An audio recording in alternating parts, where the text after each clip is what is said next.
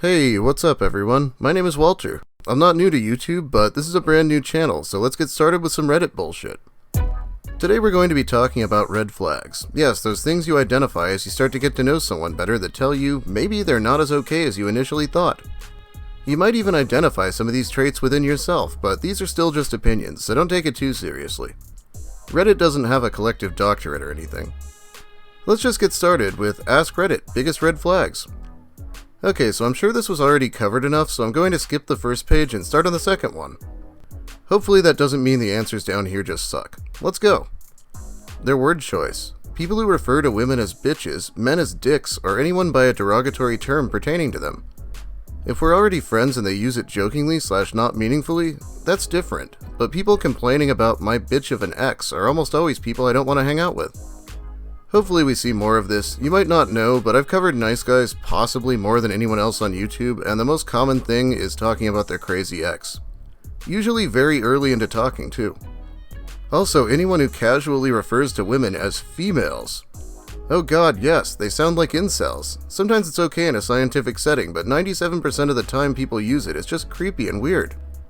Odds are they are incels. I just left school, and to little shock, one of the dudes who calls girls females was asked about a new student, and he replied, "She's probably a slut." Yeah, maybe we'll get to talking about incels one of these days. When they ask how I have fun at parties if I'm not drinking at them. That is a good question, but I probably wouldn't even notice if someone wasn't drinking, cause I'd be wasted. People who gossip or complain about mutual friends or coworkers. You may feel special that they want to share this with you and curious about what they're talking about, but they are likely saying the same type of things about you to everyone else. It's a similar situation with people who complain about their exes to you when you're dating. You will probably become another person they complain about to the next person they're dating. When they have rules for their life that they expect others to abide by. If you can't handle me at my worst, you don't deserve me at my best kind of shit. The first time I met one of my old roommates, she told me she had a 3-strike rule with people, and then she was done with them forever. Everyone has general rules of thumb in life, things they learn to be true, etc., but to take the time to essentially announce this to people you're meeting is more or less of a warning about you than others in your past / present life. The totally shocking plot twist? She was a horrible person. Ironically, this did not apply to the guy she was constantly breaking up with throughout the year. Wow, that one would really annoy me. Like someone I barely even know giving me an ultimatum that I better not fuck up or they'll leave? What gives them the audacity to assume I want them there bad enough to put up with threats anyway? What a goddamn joke. People who lead with their trauma. None of that makes that person unique, nor will it excuse their bad behavior, which almost without fail will follow. Edit. I am specifically referring to people that tell you about all of the ways they've been traumatized within an hour of meeting them. In no way do I think people should never talk about their traumas. Please go find a therapist or counselor. It's important. That said, it's a bit much, and assumes a lot about the person you're trying to become acquainted with to think your trauma is unique when you're having an opening conversation. No one gets through life without trauma. Oh god, I see this one on Dating Hell a lot, like starting the first date by talking about their rape or assault or something. It sounds unsympathetic maybe, but they're either trying to use it for leverage or just have problems they really can't control. Either way, it is a huge red flag. People are arguing this one in the comments, by the way, so I might not be 100% right. If they tell you you're their best friend within the first week of meeting them, run. This is one of the first flags to recognize an individual with narcissistic personality disorder. It's counterintuitive if you're not familiar with the disorder, but basically it's an indicator that the love bombing phase has begun. Run. Clinical narcissists are dangerous people. People who proudly say, "I'm just brutally honest" / "I have no filter," are assholes nonetheless. The disclaimer doesn't make you any less of an asshole. In fact, it just means you're shitty on purpose. Self-awareness does not equal self-management. Nah, I'm just a good old boy who tells it like it is. A true jerk with a heart of gold. What do you mean that's why I'm single? Fuck off. LMAO, I'm a Taurus, or however the fuck you spell it, so we might not be able to be friends, LMAO. Fuck you, bitch, with your zodiacs and shit. This is something that's annoying, but I would hesitate to call it a red flag, honestly. I feel like this is a basic one, but as someone who works in food service and has worked in retail as well, gauging how people treat customer service employees is a good judge of character for me. Showing patience and understanding when an employee messes up or something out of their control happens is a good character trait in my eyes. I waited on this, but this is literally the one I've seen the most in this thread. I guess a lot of people are assholes to employees for no reason. They immediately compliment themselves. Just recently met a freshman at school that said, "I'm a freshman, but I should be a sophomore because of how smart I am." I really thought he was joking. At my work there was a new hire that I ended up being friends with. We were friends for not even 3 weeks, and one night, in the middle of the night at about 1 a.m., I woke up hearing strange sounds in my room, then noticed it was coming from the dark corner of my room. I turned on my lamp next to my bed, and it ended up being that kid. He had a 12-pack of beer, and ended up trying to convince me to drink it with him. He knew I liked beer, and thought if he brought some, I wouldn't be mad at him for showing up uninvited, and in the creepiest possible way. But I was extremely pissed, and kicked him out and told him not to talk to me anymore. Eventually, I had to quit my job and get a restraining order. He did more creepy things and showed up at my house multiple times in the middle of the night, but that would require a novel of typing. I would get rides to and from work for my friend of 15 plus years, but one day he left work early, so the new hire offered to drive me home. That's how he found out where I live. I should have realized that when he dropped me off, I said bye to him and walked to my front door. Then he followed me to my front door and invited himself in.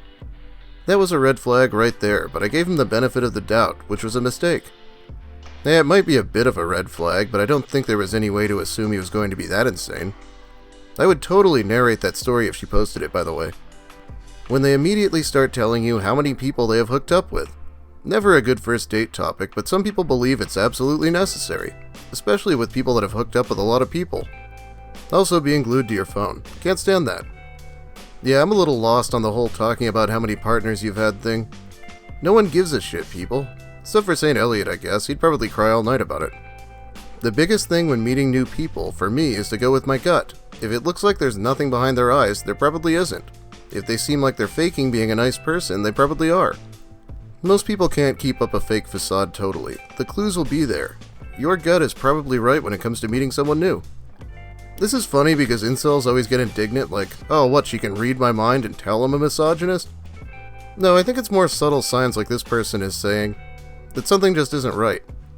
They might not be right about the signs all the time, but I'm sure they are sometimes. If you meet someone who has absolutely no friends from more than a year ago and high drama relationships with family members, that person is going to turn out to be an absolute drama llama and an asshole. They don't need to have had the same bestie since kindergarten, but if they have no cordial friends from growing up, high school, college, work, the last place they lived, that's because they're cutting a swath of disaster through other people's lives and alienating everyone who gets close to them. Or possibly they're in witness protection, but in my experience, they always turn out to be catastrophes who will do some damage to your life too. Yeah, having no friends is a big one. Lucas Werner keeps telling people he won't make friends until he gets a girlfriend, but he doesn't realize he's shooting himself in the foot by doing this. And shooting himself in the foot probably isn't good considering his diabetes. It's fine if you have an excuse, like you just moved or something, but otherwise definitely weird.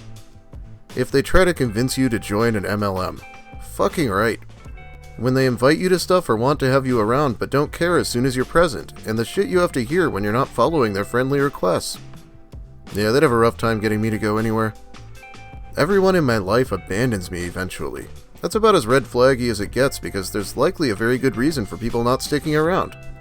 Plus they're manipulating you into feeling sorry for them so you'll stick around for their inevitable bullshit. Cut and run as soon as you hear this. When they immediately start saying edgy and depressing stuff off the bat.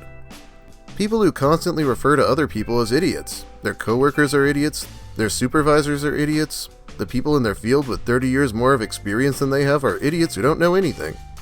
This instantly makes me think they don't have a good grasp on their own intellect and or abilities. Oh, I think this next one is Hank Hill's comment. In my opinion, the biggest red flag is when a man who is not able to give a firm handshake.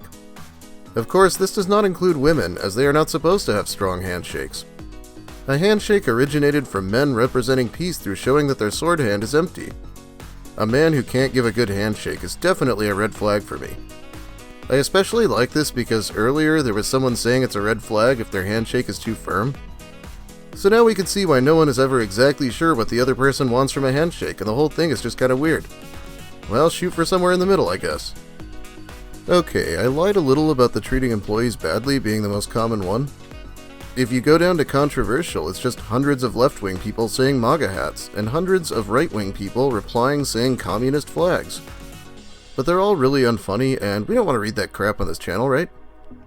Anyway, that's about all the time I have for you today. Thanks for watching, everyone. If you like the content, feel free to become one of my first subscribers. A dubious honor, I know, but there will be more. I'll explain the new channel in a stream pretty soon here, but it's not the first I've talked of it. I've been meaning to do this for months, actually. Also, thanks to Reddit and everyone who's continued to support my endeavors for all this time. It really helps out. I'm not necessarily agreeing with any of these. Red flags will vary from person to person, so make sure to let me know which ones you don't agree with or what I missed. I'd be interested to hear. Have a great night, everyone, and be careful. There's some weirdos out there you haven't met yet.